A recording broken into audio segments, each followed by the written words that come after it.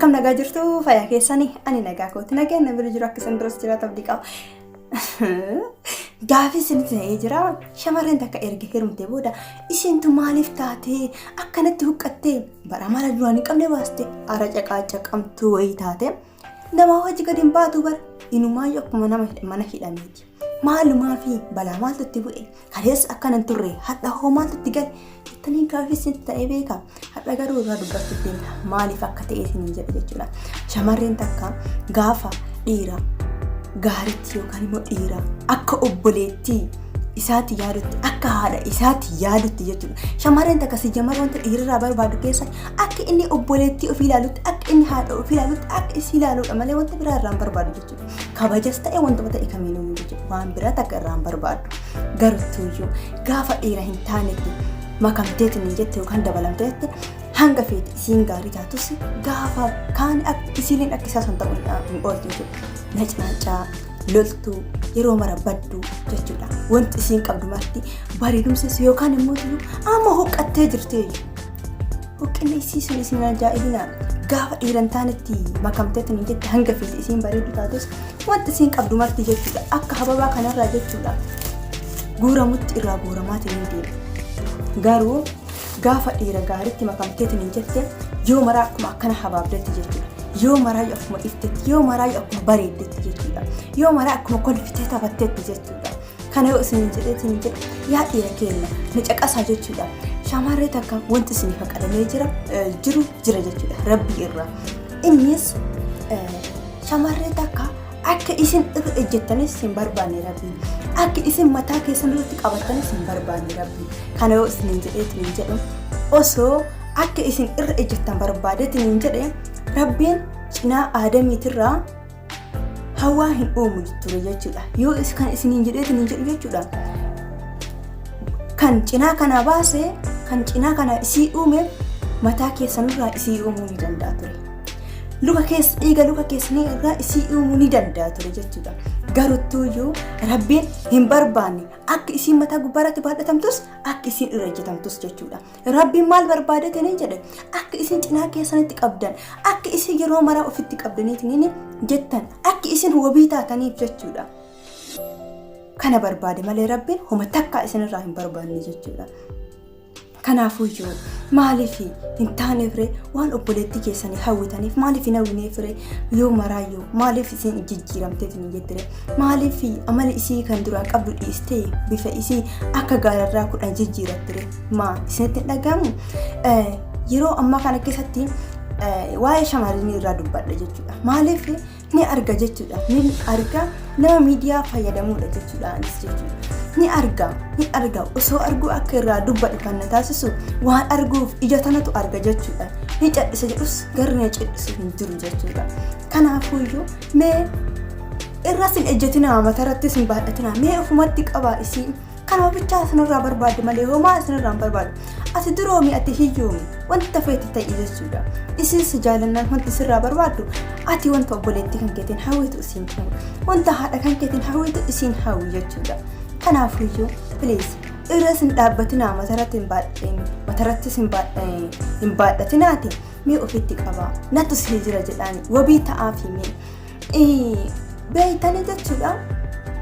Shamarree tokko yeroo baay'ee jechuudha dhiirri nikaa hidhata erga nikaa hidhateetiin jedhee booda yoo ati qarshii hin ergine jechuudha. Yoo ati qarshii kana na hojii akkana raawwati yoo ati qarshii hin ergine ati nikaa kanallee sirraa hin hiiku inillee nama tokkotti hin dabalamtu jireenya kan keessa ijaaruu hin dandeettu. Akkanumatti ormii kan kee guutus as qaayya yookaan azaasi godha jedhaan jechuudha.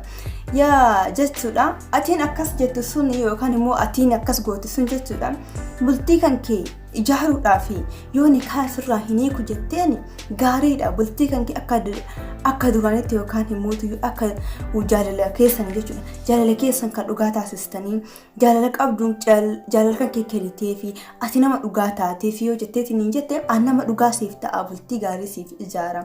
Ati naaf kottu wabii kan kootii ija kan kootii yoo jetteeniitiin hin jette isiin rakkoo hin qabu. Ishii bultii kan keetitti deebisuudhaaf akka isin jireenya kan kee keessaa baatu waan hin barbaanneef nikaa san irraa hiikuu diddeetini teettaan naaf koottu sin jaaladhaa jettaan jechuudha.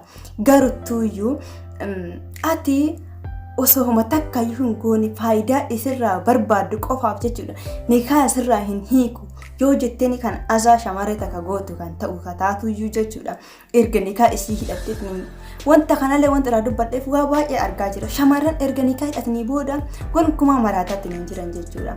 Kana jechuun mirgi isaanii sarbamuun yoo isin nikaa hidhatteetiin hin geessite waa baay'ee sitti ulfaata. Tokkoffaa beeksisa biraa itti kabbaadidha. Wanti kun akka yeroo jaalala jalqabanii sanii miti jechuudha. Kanaafuu yoo wanti beeksisa bira ga'e immoo baay'ee tokko ulfaata jechuudha. Gaafa san isin sidhiisuufis rakkoodha. Si jaalatuufis rakkoodha. Waa mara dadhabdee jirti jechuudha. Kanaafuu si hiikuu hin dandeettu. Isin bakka kan kee buute si hiikuu hin dandeettu si'i jechuudha. Garuttuuyyuu ati nikaayaa kanumatti teettaani si asaqaayya yookaan asaasi godha jetteeni kan jiraachistu kan jettuun ka ta'u kataatu jechuudha obboleessa kiyya.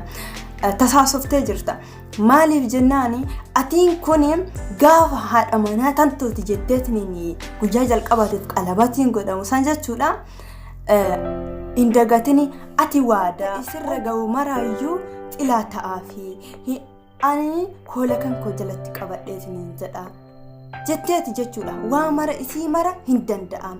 Ani isiif jira kan jedhu waadaa haadhaaf abbaa isiitirraa fudhatteeti jechuudha. Kan isii tana kan kee taasistu garuttuuyyuu maal godhama. Yeroo ammaa kana keessatti hanguma fedhallee xaaramee yoo jedhu deemee bultiin nagayaa ijaaramaa kan jiru argaa jechuudha. Wantuma ta'e kamirrattuuyyuu jechuudha. Kanaafuuyyuu mee walii fi gaaddisa haa taanu isin jechuu barbaada. Irmee irra si ajjatinaa matarratti sin qabatinaa cinuma keessanitti qabadhaamee na tursiif jira jedhaanii homa takkaa isin irraa hin barbaadde haadha manaa kan keetiif si jaaladha jedhee. Kanaafuu ati nikaa hidhattee geessiteetiin isii azaa godhuu yeroo kan asaadu kan ta'u kataatuyyuu siif faqqadamsiin jechuudha. Harama guddaa yookaan himootii waan hin taane akka dalagaa jiran jirtu hin dagatin jechuudha. Ani kana yoo dubbadheetiin jedhu inshallah qur'aana keessa dubbataa hin jiru. Garuttuuyyuu wanti bartuuyyuu karaa qabdee wanta maraayyuu ni jira jechuudha. Dubbatamee waan jiruuf dubbituyyuu karaas waan nama ooluu fi kanaafuuyyuu ani beektu ofii jechuu kan koo osoo hin taane hanga beekurraa dubbadheetiin jedhe. Kanaafuuyyuu please waliif haa taanu. Maal godhamaa miti yeroo ammaa kana keessatti bultiin maamii kan nama ajabu yookaan immoo hanguma fedheessi yoo ta'eetiin jedhe. Inshallah deemaa hin jiru bakkuma irraa dhufetti deebi'aatiin kan jiru arginaa beektan. Kanaafuu bultii nagaa rabbiin nama jaaratu nu haa taasisu.